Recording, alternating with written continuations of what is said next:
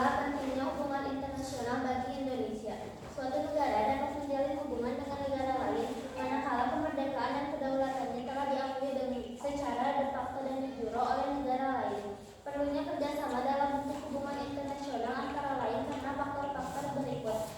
A. Faktor internal, yaitu adanya kekhawatiran terancamnya kelangsungan hidup kesananya, baik melalui kudeta, intervensi dari negara lain.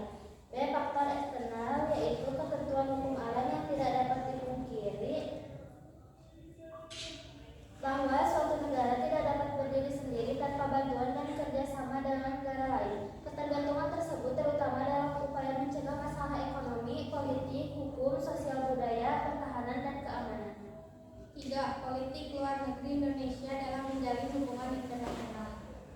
Hubungan yang dijalin oleh suatu negara dengan negara lain